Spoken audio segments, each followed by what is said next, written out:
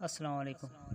ये बात 26 जनवरी 2014 की है। हर साल की तरह इस साल भी रिपब्लिक डे परेड की खूब सारी तैयारियां चल रही थी और उन्हीं पर चेक रखने के लिए ढेर सारे पुलिस ऑफिसर की ड्यूटी लगी हुई थी। उन्हीं में से एक रवि भी था, जो कि अपनी ड्यूटी पर पहुंचने के लिए सुबह 4 बजे घर से निकल गया था। वो अपनी बाइक पर जा रहा था और जल्दी पहुंचने के लिए इसने एक अलग वीरान सा रोड चूज़ किया। वो कुछ ही दूर पहुंचा था कि उसने देखा कि रोड के बीचों बीच एक छोटी बच्ची बैठी हुई थी और सड़क पर पेंसिल घिस रही थी।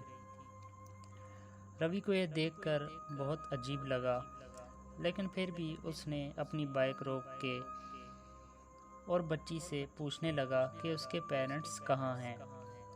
वो बच्ची रवि की बातें अनसुनी करके बहुत अजीब तरीके से पेंसिल घिसे ही जा रही थी।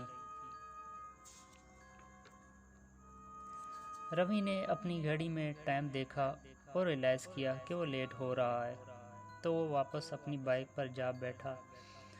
पर जैसे ही वो मुड़ा, उसके होश उड़ गए। वो बच्ची अब वहाँ नहीं थी। रवि ने आसपास नज़र घुमाई, पर वो उसे दूर दूर तक कहीं नज़र नहीं आई। उसे कुछ समझ नहीं आ रहा था। फिर वो सब भूलकर अपनी ड्यूटी के लिए निकल गया। थोड़ी दूर ही पहुंचा था कि उसको ऐसा लगा कि जैसे कोई फोर्स उसकी बाइक कंट्रोल कर रही है। उसे अचानक से एक ज़ोर का झटका लगा और वो बाइक से नीचे गिर गया। उसकी बाइक दूर जाकर एक पेड़ से टकरा गई। रवि जैसे तैसे हिम्मत करके उठा। उसे अचानक लगा कि जैसे उसके पीछे कोई खड़ा है। वो पीछे मुड़ा तो उसने देखा कि वही बच्ची उसके पीछे बैठी हुई थी और सड़क पर पेंसिल घिस रही थी। उसका आधा मुंह रौंदा हुआ था, जिसमें से हल्का हल्का खून बह रहा था, और वो बहुत डरावने तरीके से सड़क की तरफ देख रही थी। इस लड़की को देखकर रवि के रोंगटे खड़े हो गए। तभी वो बच्ची उठी और रोड की दूसरी तरफ भागी और अचानक ही एक ट्रक उसके आर पार हो गया। ये देखकर रवि की चीख निकल गई। पर हैरानी की बात तो ये थी कि जब ट्रक वहाँ से गुजर गया तो वहाँ इस बच्ची का नामो निशान नहीं था।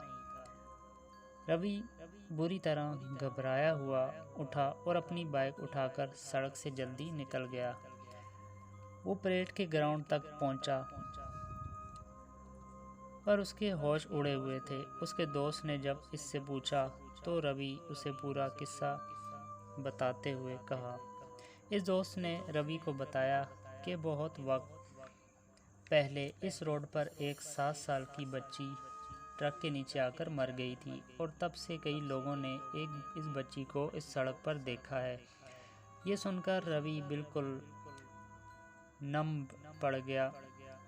पर सोचने वाली बात तो यह है कि बच्ची आखिर खुद इस रोड पर पहुंची कैसे, और वो सड़क पर बैठी पेंसिल क्यों घिस रही थी।